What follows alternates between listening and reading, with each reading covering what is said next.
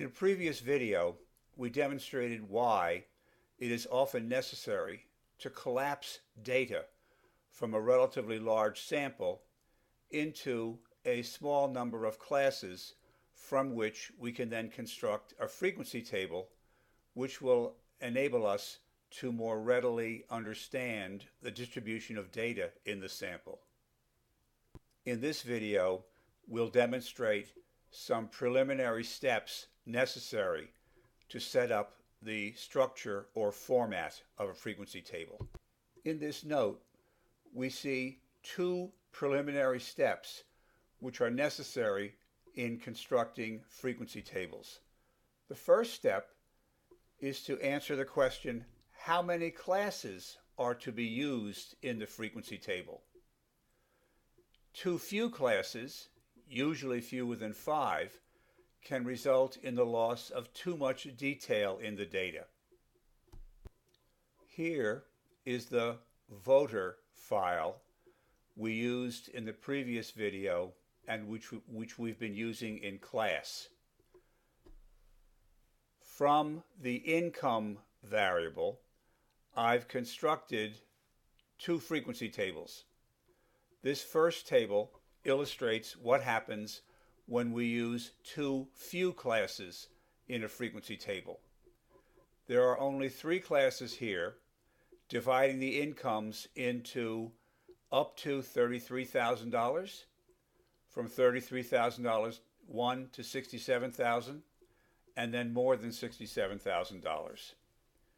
We don't know here how many people make below $25,000, how many make between $25,000 and $50,000, how many make between $50,000 and $75,000.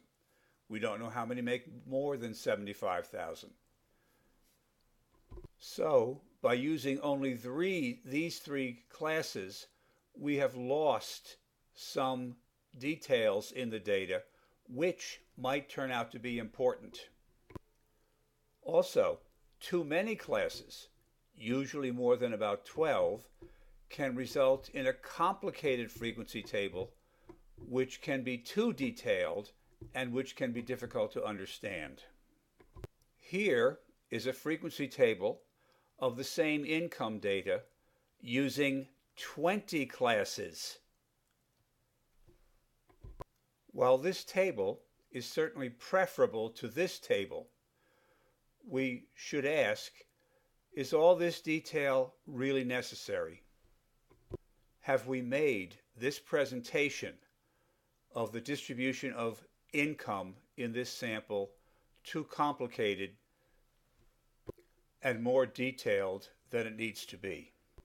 To this point, we've decided that somewhere around 10 classes is a desirable number for the frequency table. The second step is to determine how large or wide each class should be. In other words, each class will include within it a range of values of the variable.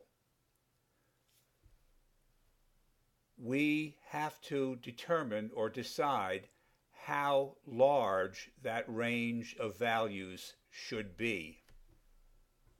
Looking at our two frequency tables, we see that in Table 1, each class is $33,000 wide. That is, the first class includes all incomes from 0 to $33,000. The second class, $33,001 to $67,000, and the third class, more than $67,000. In Table 2, each class is $5,000 wide. So the first class is from 0 to $5,000, and so on as you read down this set of classes. We can address both issues at once by following these two steps. First, for the entire data set, we need to find the total range of values. So we're going to use SPSS to find the minimum and the maximum values as well as the range of values. Then we will take the range and we will divide the range by the number of classes we decided on in step 1. The result is the width or the size of each class to be used in the frequency table. In the next video, we will apply these steps to the construction of a frequency table. Before we get there, please understand this is not a difficult process. You, the researcher, decide the answer to question number 1. There are certain factors you probably want to take into account in deciding how many classes to use in the frequency table, but in the final analysis, the choice of the number of classes to be used is up to the researcher. Once the number of classes is decided upon, then finding the range, the minimum, and the maximum will determine the width of the classes as well as the starting point for the construction of the frequency table. These processes will be illustrated in the following video.